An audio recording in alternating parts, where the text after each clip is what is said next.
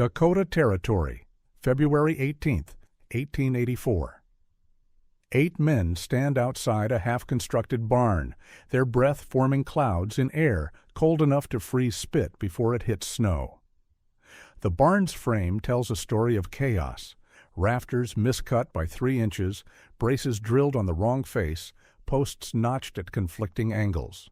A full 10-hour shift has produced only partial progress, and the lumber pile shows 300 board feet of waste, timber that cost $4 per hundred at the Huron Depot, hauled 60 miles by wagon at 2 cents per pound. Eli Harlan, foreman, stands before a wooden board measuring 4 feet by 3 feet, divided into columns and rows, with wooden pegs marking each task. His crew calls it the idiot chart. By spring, that board will cut waste by 70% and finish builds 2 weeks early. They didn't yet know this simple grid would reshape frontier construction across 3 territories. The ice formed on the inside of the rafters first. Then it crept down the support beams, coating the interior of the Larson cabin in a crystalline shell that glittered in the morning light, filtering through the single greased paper window. Outside, the temperature held at 12 below 0 Fahrenheit. Inside, despite the wood stove burning continuously, the thermometer read 28 degrees. Jacob Larson sat at his rough-hewn table on December 9, 1883, recording the week's fuel consumption in a ledger bound in canvas. 7 cords of cottonwood burned in 6 days. At that rate, his winter supply, 22 cords cut and stacked in September, would run out by late February, leaving 6 weeks of winter with no heat. The cabin had been built in August by a 3-man crew led by a foreman named Eli Harlan. Standard construction: logs 12 inches in diameter, notched at corners using saddle joints, gaps chinked with prairie mud mixed with dried grass. Roof of split shakes covered with sod. Door hung on leather hinges. Total construction time, 11 days. Total cost, $47, including materials and labor. The cabin kept out wind and kept in some heat, but some was proving insufficient. Larson wasn't alone in his predicament. Across Dakota Territory that winter, homesteaders and town dwellers alike were discovering that frontier building methods, adequate in mild seasons, became desperately marginal when temperatures stayed below 0 for weeks. The problem wasn't ignorance. Most frontier builders knew basic carpentry. They understood that logs needed to be straight, that corners needed to be tight, that roofs needed to shed water. But knowing principles and executing them consistently were different matters entirely. On a frontier where labor was expensive and time was precious, most construction happened fast. A barn needed to be up before harvest. A cabin needed to be habitable before snow. Speed dominated decision-making, and speed bred inconsistency. Eli Harlan had seen this pattern repeat across dozens of builds. A crew would start strong, cutting and notching the first few logs with care. Then fatigue would set in. Measurements would become approximations. Gaps between logs would widen. Bracing would be skipped or installed incorrectly. By the time a structure was complete, it contained accumulated errors that no amount of chinking could fix. The consequences varied. Some cabins were merely uncomfortable. Others were dangerous. A poorly braced barn could collapse under snow load. A chimney built without proper draft could fill a cabin with smoke. A door frame installed out of square would let in wind that no amount of caulking could stop. Eli had built enough structures to recognize the pattern, but recognition wasn't solution. The frontier building trade operated on inherited practice and individual judgment. Each foreman had his own methods. Each crew developed its own shortcuts. There was no standard, no checklist, no system for ensuring that critical steps were completed in correct sequence. The result was waste of materials when boards were miscut and discarded, waste of time when errors required rework, waste of fuel when poorly built structures bled heat, waste of lives when construction failures led to exposure or injury. In January of 1884, Eli Harlan sat in his own cabin, better built than most, but still drafty, and calculated the cumulative cost of inefficiency. Over the previous year, his crews had built 7 barns, 4 cabins, and 2 storage sheds. Based on his records, they had wasted approximately 950 board feet of lumber to errors. Wrong cuts, wrong angles, wrong dimensions. At $4 per 100 board feet delivered to site, that waste represented $38 in materials alone. Add the labor time spent on rework, he estimated 60 hours across all jobs, and the total cost approached $75. That figure bothered him, not because it was catastrophic, but because it was preventable. The errors weren't random, they followed patterns. Posts drilled on the wrong face because workers forgot which side faced out. Rafters cut to wrong length because verbal instructions were misheard. Bracing installed incorrectly because the sequence of steps wasn't clear. Eli believed these patterns could be broken with a system, some method of tracking progress that made the next step obvious, that prevented workers from skipping ahead or falling behind, that caught errors before they became embedded in the structure. He had no formal training in project management. He had never seen a factory production line, but he had seen ledgers, columns, and rows organizing information so it could be reviewed and verified. And he had seen railroad dispatchers using boards with movable markers to track train locations. What if the same principle could be applied to construction? What if each task in a build could be tracked visually, with markers showing what was complete and what remained? The idea seemed simple, perhaps too simple, but Eli couldn't shake the conviction that visible progress tracking would force discipline into an otherwise chaotic process. On January 23, 1884, he began sketching designs on paper. A board divided into columns representing stages: marking, cutting, drilling, fitting, bracing, setting. Rows representing individual components: posts, beams, rafters, braces. Pegs that could be moved from column to column as each component advanced through the workflow. The system would make progress visible. A glance at the board would show which components were complete and which were delayed.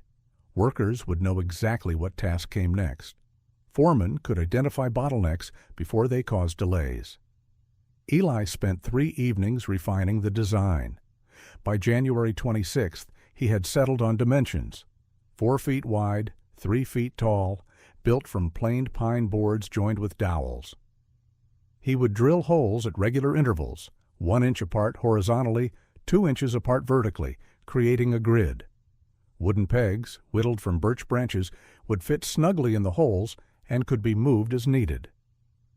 Construction of the board itself took 2 days. Eli worked in his workshop, a small shed attached to his cabin, using tools he had accumulated over 15 years of frontier building: crosscut saw, hand plane, brace and bit, draw knife, mallet. The finished board was heavier than expected, approximately 40 pounds, but sturdy. He painted column headers across the top in black paint. Mark, cut, drill, fit, brace, set. Along the left edge, he would write component names in chalk as each job began. On February 2, 1884, Eli carried the board to a barn construction site 3 miles south of Huron. The job called for a 30-foot by 40-foot barn with hayloft to be completed in 3 weeks. His crew, 6 men ranging in age from 19 to 47, gathered around as Eli set up the board on a makeshift stand built from scrap lumber. "Gentlemen," Eli said, "this is our progress tracker. Every component we build goes on this board. Every step gets marked with a peg. Before you start a task, you check the board. Before you finish a task, you move the peg. No exceptions." The reaction was immediate and predictable. "That's the dumbest thing I ever seen," said Thomas Becker, a carpenter who had worked with Eli for 2 years. "We got a barn to build, not pegs to push around." Others laughed. One man suggested Eli had spent too much time in the sun. Another asked if the board would also track how much coffee they drank. Eli let them talk. Then he said simply, "We'll try it for 3 days. If it slows us down, we'll throw it in the scrap pile. If it speeds us up, we keep using it." The compromise was acceptable. The crew returned to work, still chuckling about the idiot chart. But Eli set up the board anyway. He listed the first day's components: 12 main posts, 8 secondary posts, 20 rafters, 16 braces. For each component, he placed a peg in the mark column. As workers completed marking, they moved pegs to cut. As they finished cutting, pegs moved to drill. The system forced acknowledgement of completion before moving to the next task. By midday of the first day, something unexpected happened. The board revealed a bottleneck. 8 pegs sat in the drill column while only 2 workers operated the brace and bit. Meanwhile, 4 workers stood idle, waiting for drilled components before they could begin fitting. Eli reassigned 2 workers to drilling. The bottleneck cleared within an hour. By day's end, progress had accelerated beyond the usual pace. The crew noticed. By the second day, mockery had decreased. By the third day, workers were checking the board without being reminded. The barn was completed in 19 days, 4 days ahead of schedule, with only 40 board feet of waste, down from the typical 200 board feet on a comparable build. The success of the barn build should have settled the matter. Instead, it created a dilemma. Eli Harlan now possessed a method that demonstrably improved efficiency, but he had no mechanism for spreading that method beyond his own crews. In March of 1884, Eli was approached by representatives from the Chicago and Northwestern Railway. The company was expanding service through Dakota Territory and needed construction of several depot buildings, livestock corrals, and storage warehouses. The contract would be the largest Eli had ever undertaken: 6 structures totaling 11,000 square feet of enclosed space, to be completed between April and October. The scale was daunting. Eli employed 6 regular crew members, but this job would require hiring additional workers, men who had never seen his pinboard system and might resist adopting it. On March 14, 1884, Eli held a planning meeting in a rented room above a dry goods store in Huron. Present were his 6 regular crew members, 4 newly hired carpenters, and 2 foremen from competing building operations who had agreed to subcontract portions of the railroad work. Eli began by displaying the pinboard ledger and explaining its function. He described the barn project, showing the reduction in waste and the accelerated timeline. The response split along predictable lines. His regular crew vouched for the system. The new hires expressed skepticism. The competing foremen were openly hostile. "I've been building structures for 22 years, said Marcus Brennan, a foreman from Watertown who would be handling one of the depot buildings. "I don't need a board to tell me how to do my job." Eli didn't argue. Instead, he presented figures. "Last year, across all my jobs, we wasted 950 board feet to errors. This year, first quarter, we've wasted 112 board feet. That's an ourselves 88% reduction. The board is the only variable that changed." Numbers carried weight on the frontier. Materials cost money. Time cost money. Waste was visible in the ledgers that every business maintained. Brennan examined the board more carefully. "What happens when jobs overlap? You running 6 sites simultaneously. You going to haul this board from site to site?" Eli had anticipated the question. "I'll build 6 boards, 1 per site. Each foreman tracks his own progress." "That's additional cost," Brennan said. "Materials, labor, setup time." $8 per board, Eli replied. "Recoverable in the first week through reduced waste." The meeting concluded with grudging acceptance. The railroad contract would proceed with pinboard tracking at all sites. Foremen who resisted could find other work. Over the next 2 weeks, Eli built 5 additional boards, training each foreman on setup and use. The training was minimal. The system was deliberately simple, but it required overcoming psychological resistance. Marcus Brennan, the skeptical foreman from Watertown, proved particularly difficult. He set up his board as required, but ignored it during actual construction, relying instead on memory and verbal instructions to his crew. The result became apparent within days. Brennan's site at the Watertown depot fell behind schedule. Components were cut to wrong dimensions. Posts were drilled on incorrect faces. Rework consumed hours that should have been spent advancing the build. On April 9, 1884, Eli visited Brennan's site. The depot foundation was complete, but the wall framing was chaotic. Misaligned posts forced gaps that would be difficult to close. Several rafters lay discarded in the scrap pile, cut too short to use.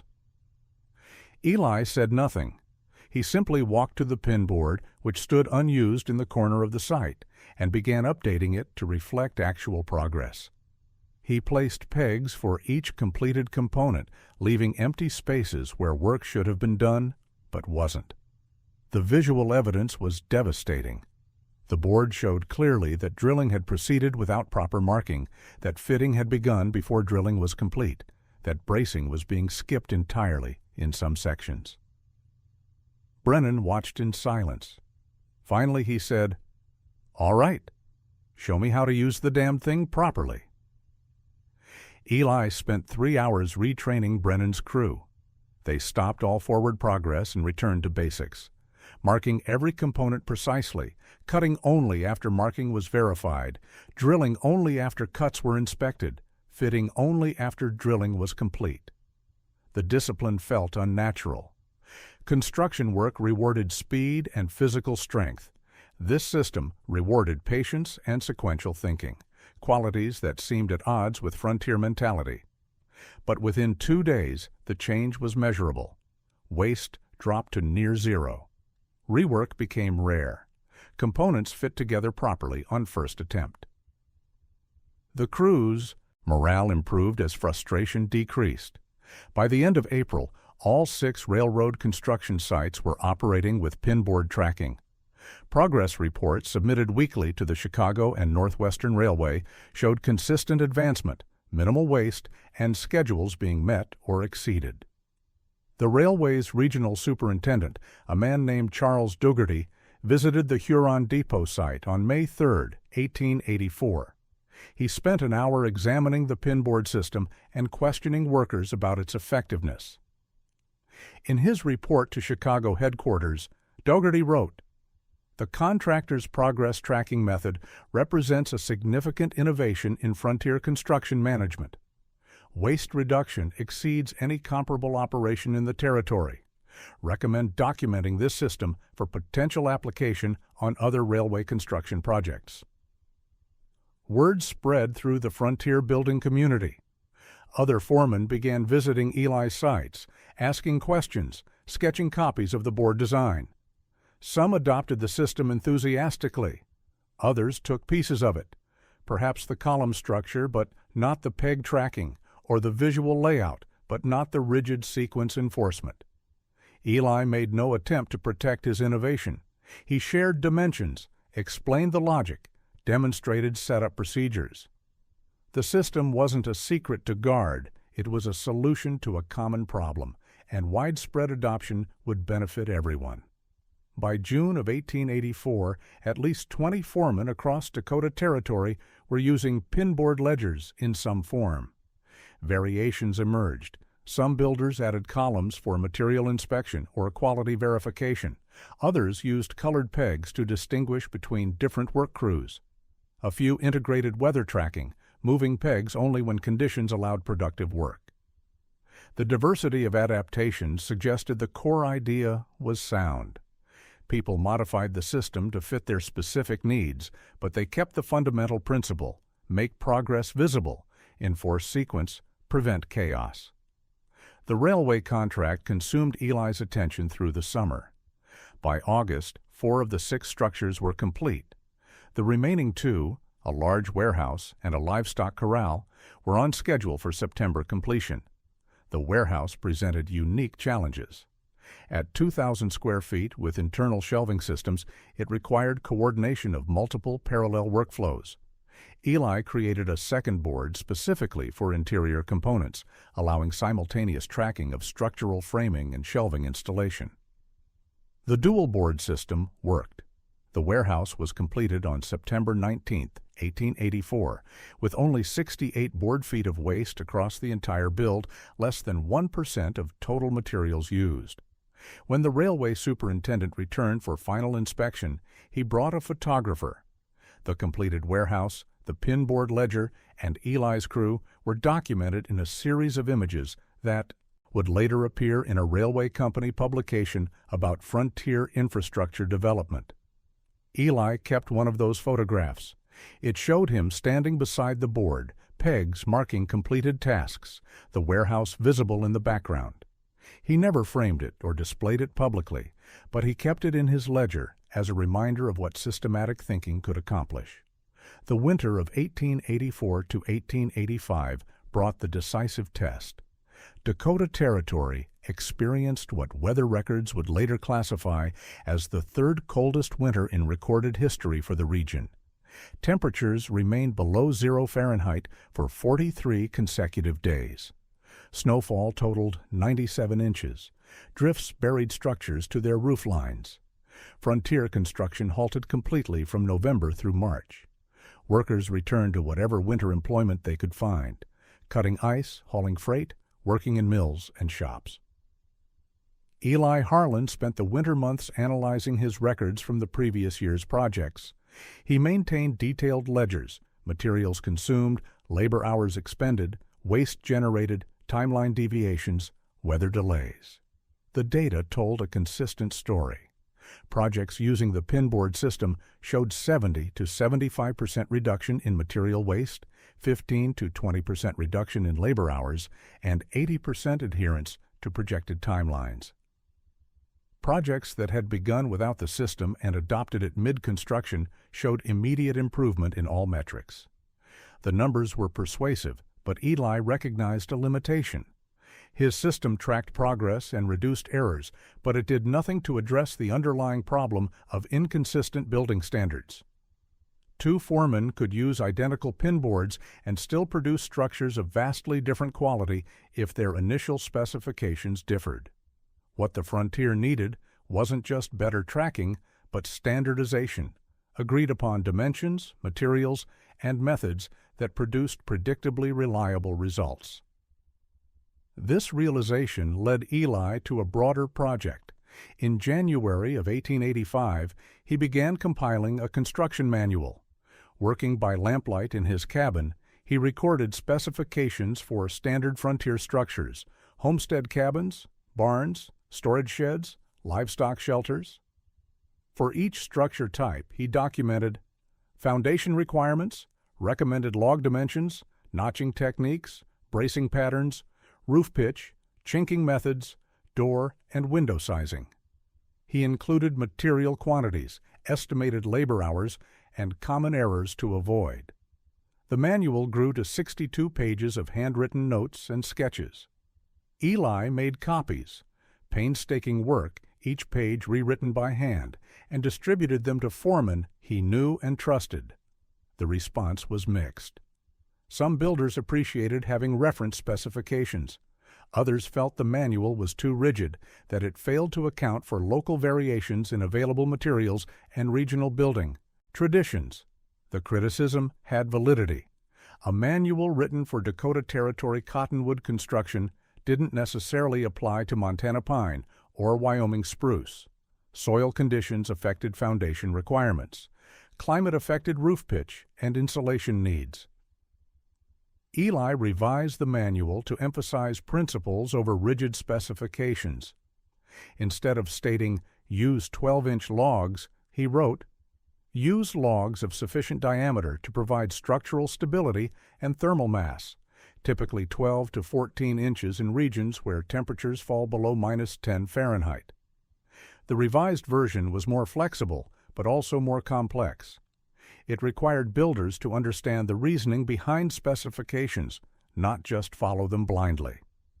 By March of 1885, when construction season resumed, Eli's manual and pinboard system were being used in combination across more than 40 construction operations in Dakota, Montana, and Wyoming territories. The impact became visible in regional building quality. Structures built using standardized specifications and progress tracking showed lower failure rates. Fewer cabins collapsed under snow load. Fewer chimneys filled rooms with smoke. Fewer doors warped out of true. Insurance underwriters noticed. Frontier property insurance was expensive because failure rates were high. Structures built to unpredictable standards represented unpredictable risk.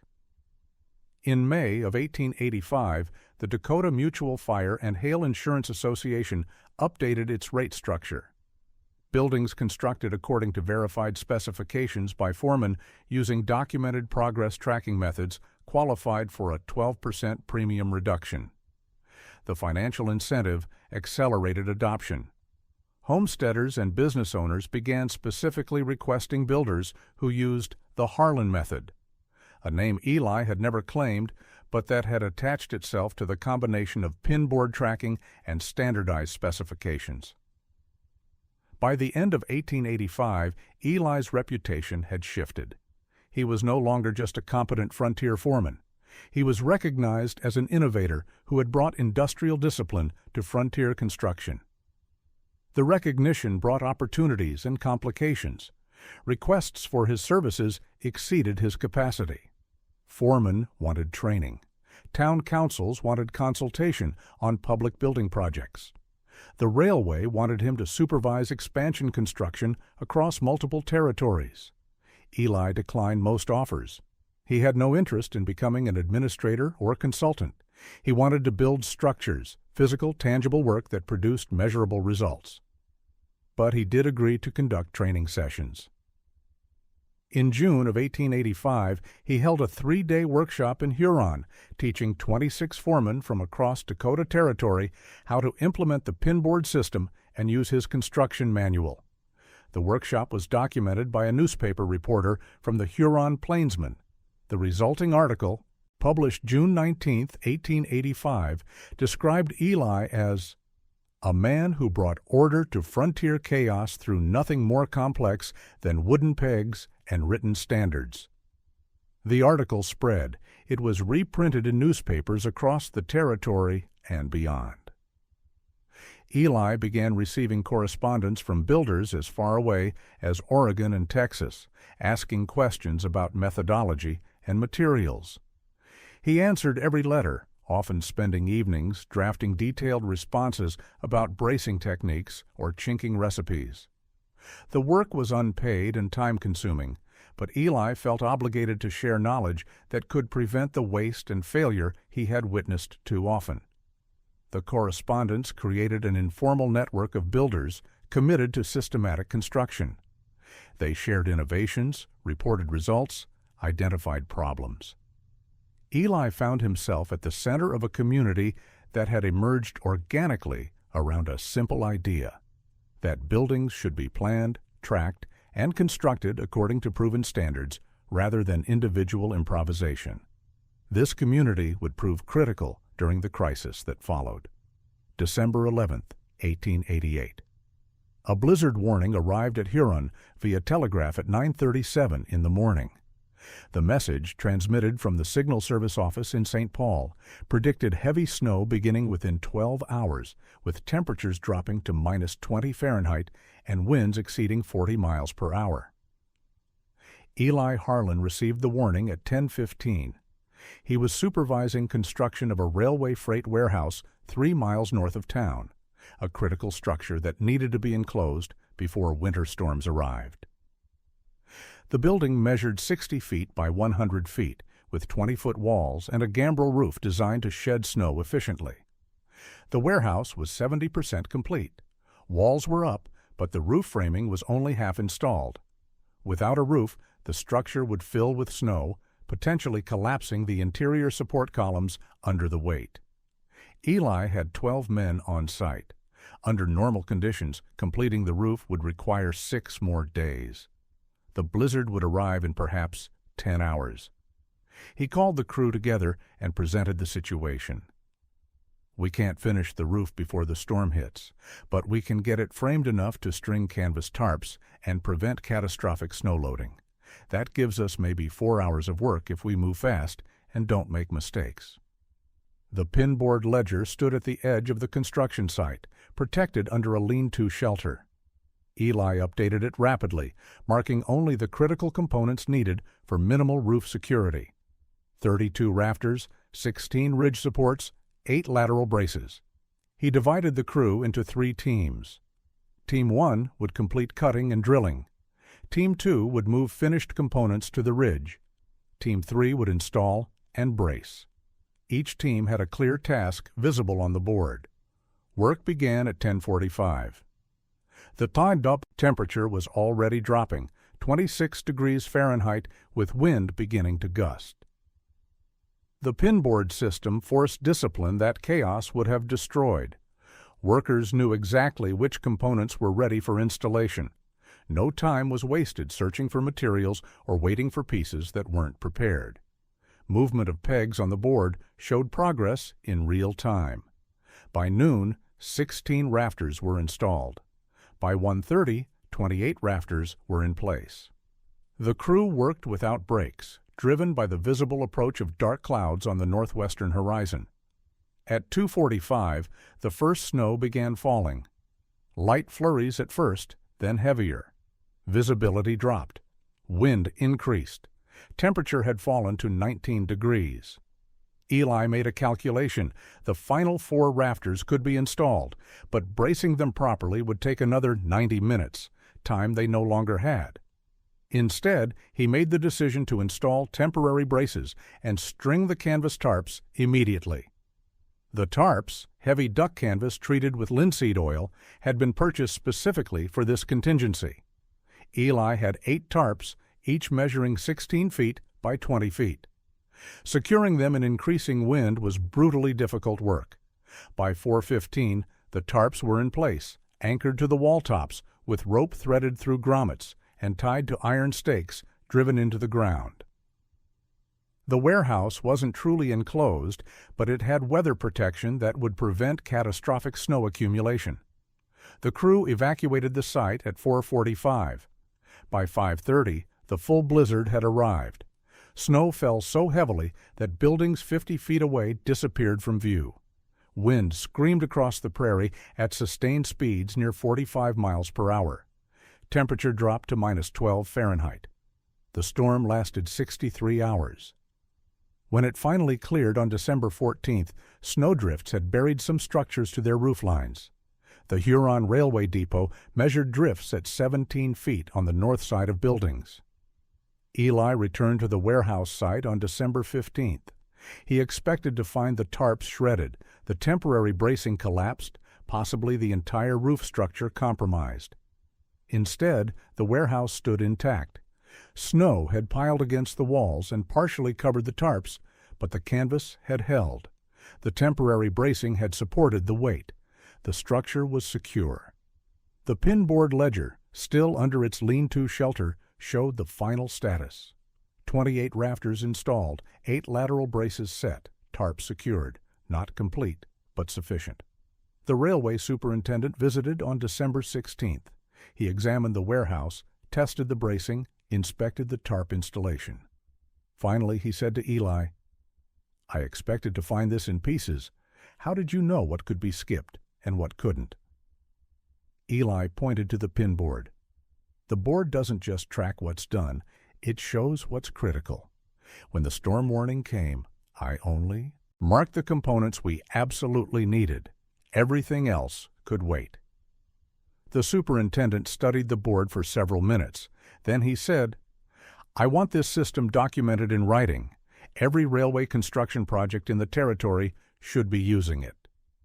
What had begun as Eli's personal solution to waste reduction was becoming industrial standard practice. The railway superintendent's directive led to unexpected consequences. In January of 1889, Eli was summoned to Chicago to meet with officials from the Chicago and Northwestern Railway's engineering department. The meeting took place in an office building 7 stories tall, the tallest structure Eli had ever entered. He sat in a conference room with mahogany paneling and gaslighting, facing 3 railway engineers and a company vice president. They wanted specifications, exact dimensions for the pinboard ledger, written procedures for implementation, standards for training crews, quality metrics for evaluating effectiveness. Eli had never formalized any of this. His system had evolved through practical application, refined through trial and error. Reducing it to written specifications felt artificial, like trying to capture a living process in static diagrams. But he understood the railway's position. A company operating across thousands of miles couldn't rely on informal knowledge transfer. They needed documentation that could be reproduced identically at construction sites from Minnesota to Wyoming. Over 3 days in Chicago, Eli worked with the railway engineers to codify his methods. They measured his pinboard prototype. They recorded his verbal explanations of column structure, peg placement, component tracking sequences. They drafted procedural documents describing setup, daily use, and progress reporting. The resulting manual ran to 23 pages of typewritten text with attached diagrams. Eli found it simultaneously impressive and disturbing. Impressive because it captured details he had never consciously articulated. Disturbing because it transformed intuitive practice into rigid protocol. On January 29, 1889, the Chicago and Northwestern Railway officially adopted the Harlan Progress Tracking System as standard practice for all construction and major maintenance projects. The company ordered construction of 150 pinboard ledgers to be distributed to work sites across its operating territory. Eli returned to Dakota Territory on February 2nd, carrying a copy of the manual and a contract for consulting services. The railway was paying him $500 per year to provide training and answer questions from foremen implementing the system. $500 represented more than half of Eli's typical annual income from construction work. The financial security was welcome, but it came with obligations that felt foreign. In March of 1889, Eli conducted his first official training session under railway sponsorship. 22 foremen from work sites across Minnesota and Dakota attended a 4-day program in St. Paul. The training covered board construction, column configuration, peg management, sequence enforcement, bottleneck identification, and progress reporting. Eli discovered he was a reluctant teacher, more comfortable demonstrating with tools than explaining with words. But the foreman asked good questions. How do you handle weather delays? What if materials arrive out of sequence? How do you adapt the system for repair work versus new construction? Eli answered based on experience. Weather delays get marked on the board with a notation, keeping the sequence visible but acknowledging circumstances beyond control. Material delays trigger resequencing. You move to tasks that don't depend on delayed items. Repair work uses a modified board with fewer columns, but more detailed component breakdown. The foreman took notes. Some copied board dimensions directly into their own notebooks. Others sketched variations adapted to their specific needs. By the end of the training, Eli recognized something important. His system worked not because it was perfect, but because it was adaptable. The core principle, make progress visible, enforce sequence, prevent chaos, could be applied in countless variations depending on project type, crew size, material availability, and environmental conditions. This adaptability explained why the system had spread so rapidly across the frontier. Builders didn't need to adopt Eli's exact methods. They needed to adopt his thinking. That construction could be managed systematically rather than chaotically. Over the next 6 months, Eli conducted 9 more training sessions for railway crews. Each session revealed new applications and refinements. Foremen working on bridge construction adapted the board to track individual span components. Track maintenance crews used simplified versions to manage section repairs. Station construction supervisors created hybrid boards combining structural framing with interior finishing tasks. The diversity of applications convinced Eli that documentation was valuable but incomplete. The manual could teach someone how to build a pin board and set up columns. It couldn't teach the thinking that made the board useful. That thinking required understanding construction as a sequence of dependent tasks, rather than a collection of independent activities. It required recognizing that errors compound. A miscut board leads to a misaligned joint, leads to structural weakness. It required accepting that time spent on planning and tracking saves multiples of that time during execution. These weren't technical skills. They were cognitive habits that developed through practice and reflection. By September of 1889, the railway reported measurable improvements across projects using the Harlan system. Material waste had decreased by an average of 62%. Schedule adherence had improved to 87% across all projects, up from 43% the previous year. Worker injury rates had dropped by 31%, apparently because forced sequence enforcement reduced rushed work that led to accidents. The numbers validated what Eli had believed intuitively, that visible progress tracking created accountability that improved every aspect of construction work. But the success also created pressure for expansion beyond railway projects. Town councils began requesting consultations. In October of 1889, Eli was contacted by officials from Pierre, South Dakota, regarding construction of a new county courthouse. The building would be the largest public structure in the territory. 3 stories, 60 feet by 80 feet, brick construction on a stone foundation.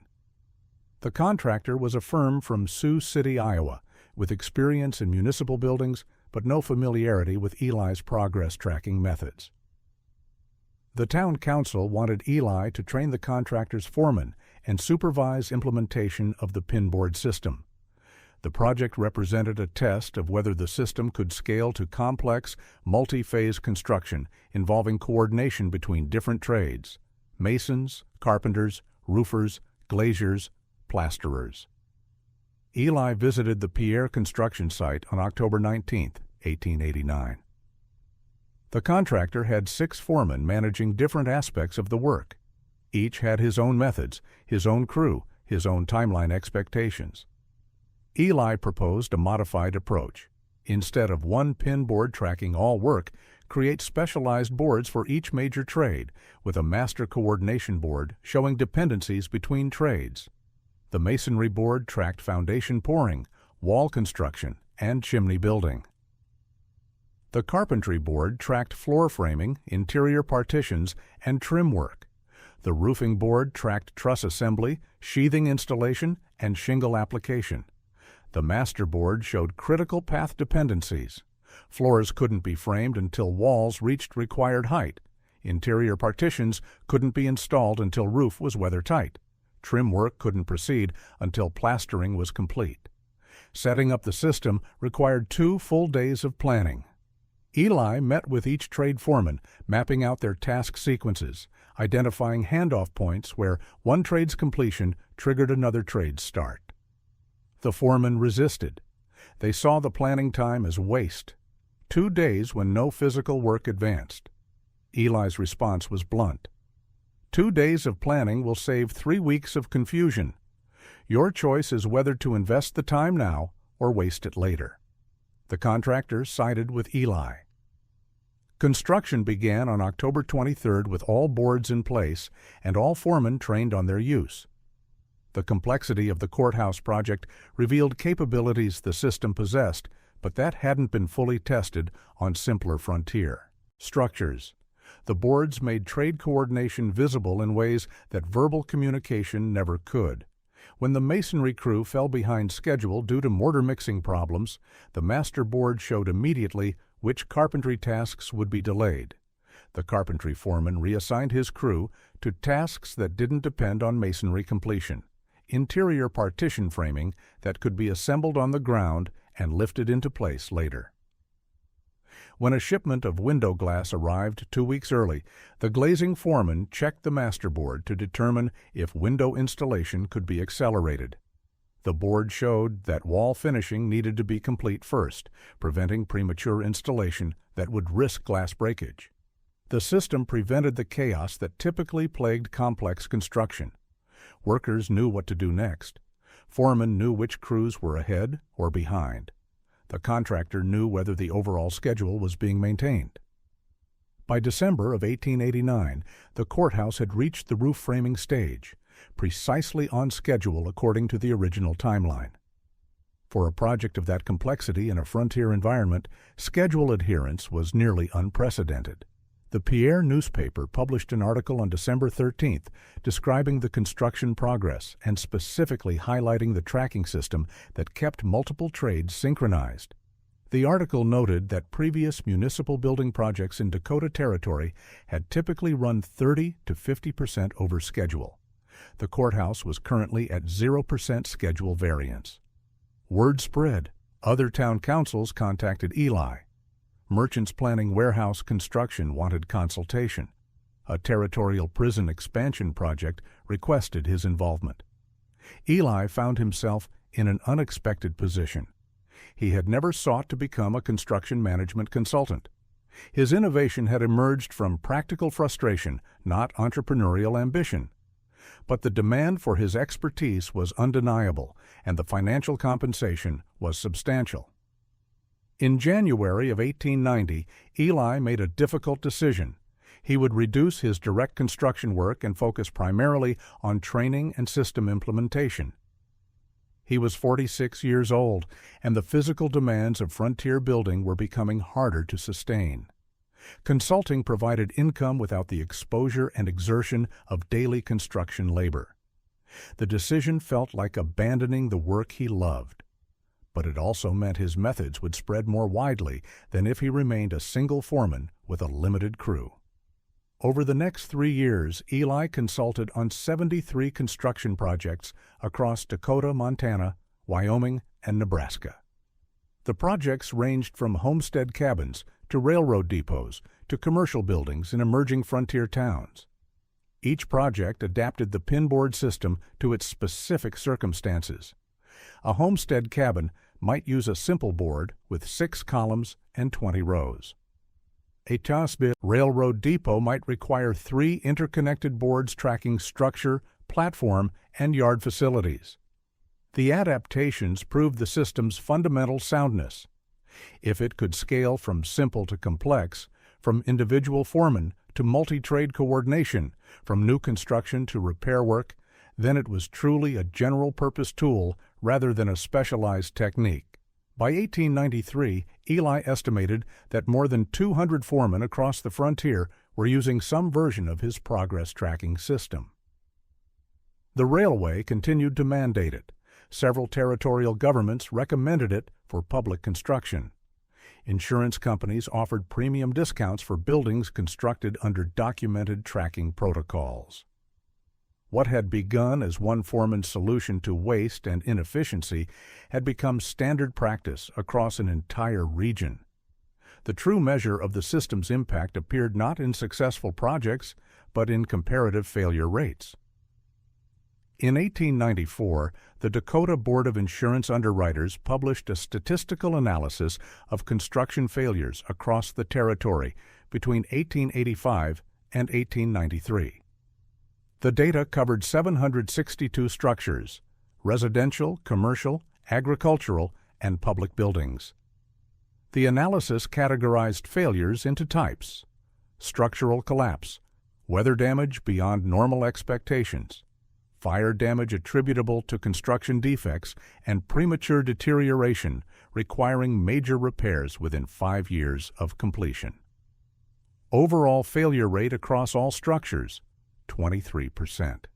Failure rate for structures built using documented progress tracking and standardized specifications, 6%. The difference represented more than statistics. It represented families who didn't lose homes to roof collapse, merchants who didn't lose inventory to building failure, communities that didn't waste resources rebuilding structures that should have lasted decades. Eli received a copy of the insurance analysis in May of 1894. He studied the numbers with mixed feelings: pride at the validation of his methods, sorrow at the failures that could have been prevented, frustration that adoption remained incomplete despite clear evidence of benefit. Why did 77% of frontier construction still proceed without systematic tracking? Eli knew the reasons from countless conversations with resistant foremen. Some believed their experience made systems unnecessary. They had built dozens of structures using traditional methods and saw no reason to change. Some considered documentation and tracking to be bureaucratic waste that slowed real work. Some lacked the literacy or numeracy to manage written systems comfortably, even systems as simple as moving pegs on a board. Some worked in regions so isolated that knowledge of the system hadn't reached them.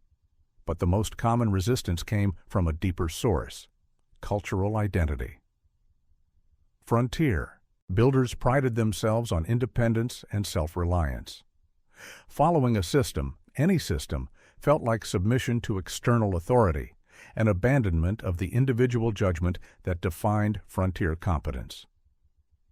Eli understood this resistance because he had felt it himself in other contexts. The frontier rewarded people who could solve problems independently, who could make decisions without consulting manuals or authorities, who could adapt and improvise in unpredictable circumstances. A system that required following predetermined sequences seemed to contradict those values. It felt like replacing frontier independence with factory conformity. The irony was that the pinboard system actually enhanced independence by preventing the errors that forced reliance on others for repair and rescue. A properly built cabin didn't need neighbors to help shore up collapsing walls. A well-constructed barn didn't require community assistance to rebuild after preventable failure. True independence, Eli believed, came from building things right the first time. But changing cultural perceptions required more than logical argument. It required demonstration, repetition, and time. By 1895, time was providing the demonstration. A new generation of builders was entering the trade, young men who had learned construction during the era when Harlan's methods were already established practice. For them, progress tracking wasn't an innovation to be resisted. It was simply how professional construction was done. This generational shift accelerated adoption more effectively than any amount of training or advocacy could have achieved. In June of 1895, Eli attended a Frontier Builders Association meeting in Rapid City, South Dakota. He had been invited to speak about his methods, but instead he spent most of the meeting listening to younger foremen describe their own innovations and adaptations. One foreman had created a color coding system using painted pegs to distinguish between different material types. Another had integrated weather tracking directly onto the board, moving all pegs to a suspended column during storms and moving them back when work resumed. A third had developed a simplified board for use by homesteaders building their own cabins without professional help. Eli realized the system had evolved beyond his control and beyond his full understanding. It had become a living practice, adapted and refined by hundreds of practitioners working in diverse conditions. This was both humbling and satisfying. Humbling because his original contribution was being superseded by innovations he hadn't imagined. Satisfying because it proved the core idea was sound enough to support endless variation. The meeting concluded with a discussion of standards for frontier construction. Several foremen argued for territorial regulation requiring minimum specifications for structural elements, weather resistance, and fire safety. Others resisted, fearing that regulation would stifle innovation and impose one-size-fits-all requirements that didn't account for regional differences. Eli listened without speaking until asked directly for his opinion. Then he said simply, Standards should define performance, not methods. Tell me my cabin must withstand 40 pounds per square foot of snow load. Don't tell me how to achieve that. Let builders solve problems using whatever methods work in their circumstances. The room went quiet. Then slow nodding began. Performance standards respected frontier independence while preventing the failures that came from purely individual judgment. The idea gained traction. Over the next year, several territorial governments adopted performance-based building codes that specified required outcomes, structural capacity, weather resistance, fire safety, without mandating specific construction techniques. The codes created a framework within which Eli's progress tracking methods thrived. Builders could use the pinboard system to ensure they met performance requirements, or they could use other methods. But the visibility and accountability the boards provided made code compliance much easier to verify. By 1896, Eli was receiving correspondence from builders as far away as Oregon, California, and Texas. The methods developed on the Dakota frontier were spreading across the entire American West. A historian later analyzing this period would note that Eli Harlan's contribution wasn't primarily technical. The pinboard itself was crude compared to the project management tools that would emerge in the 20th century. Eli's contribution was conceptual.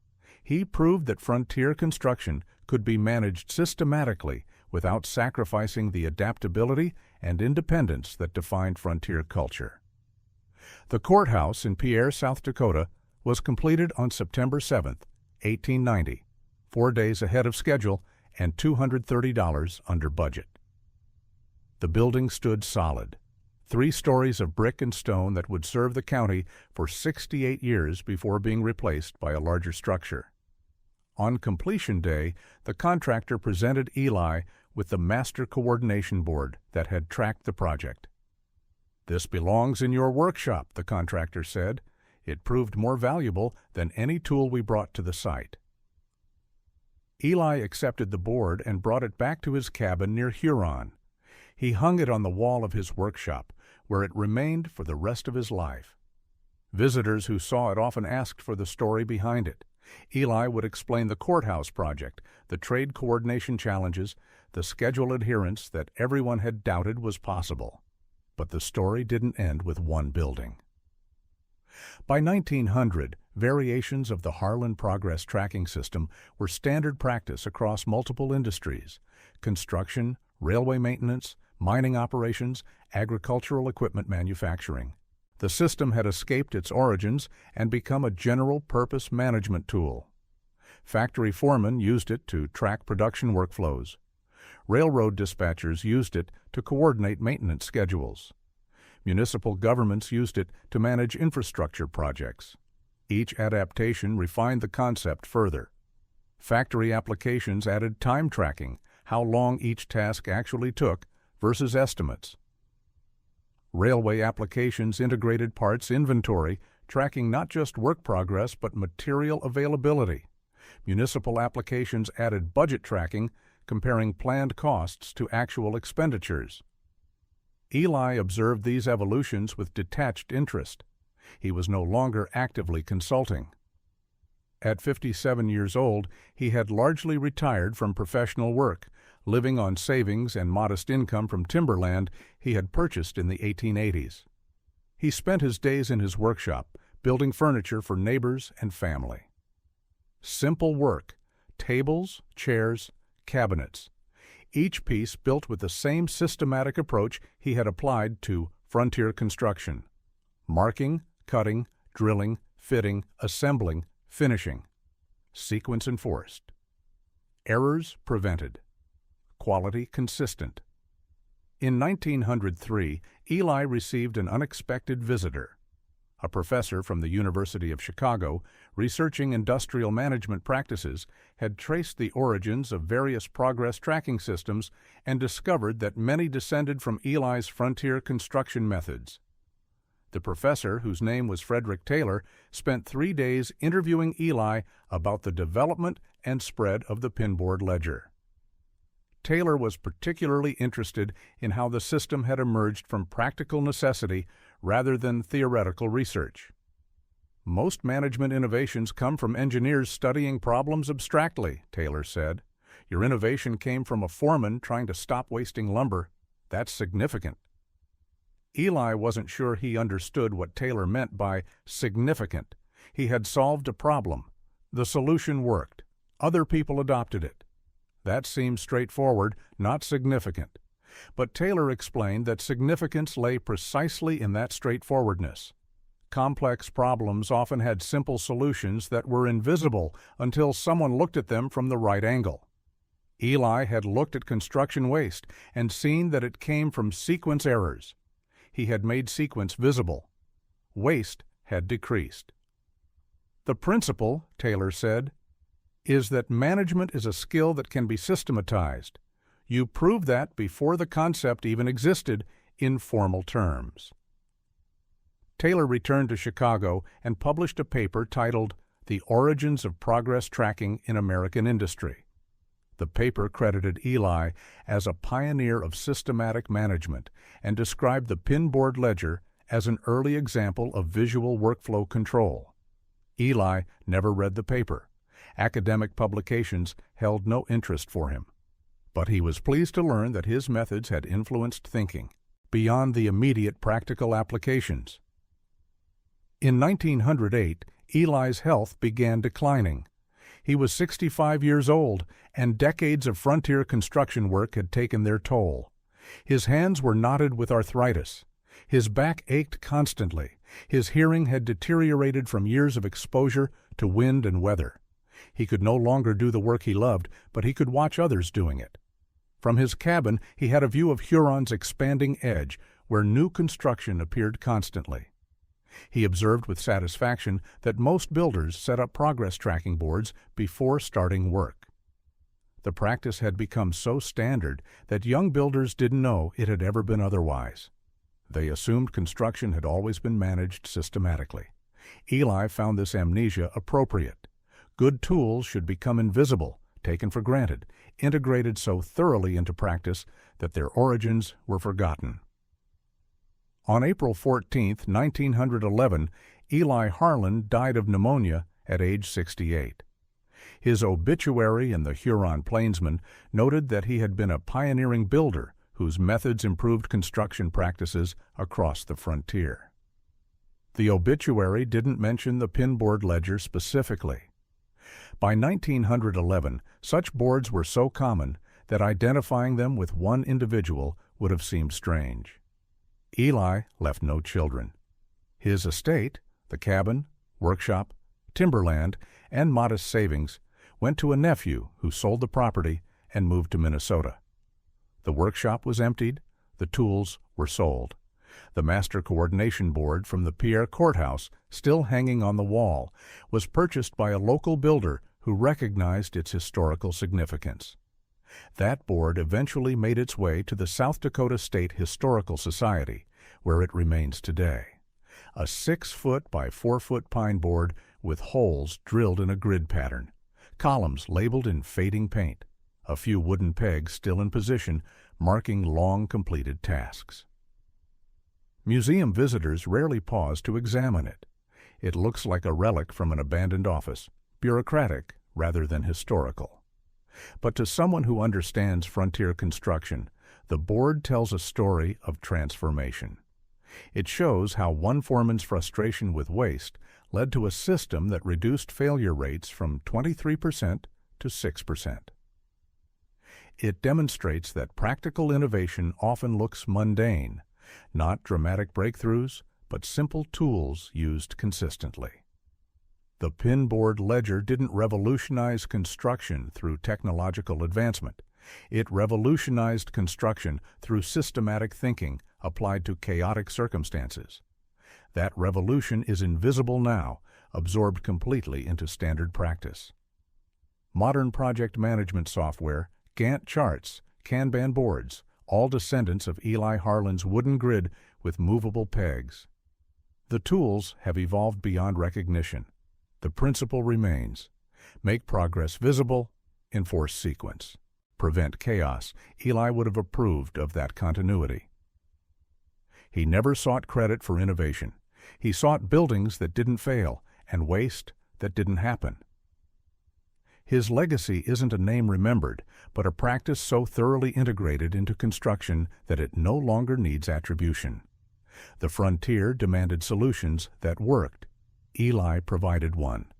Others adopted, adapted, and improved it. The cycle continued, as it should. In a storage room at the South Dakota State Historical Society, the Master Coordination Board from the Pierre Courthouse leans against a wall, rarely displayed, seldom examined.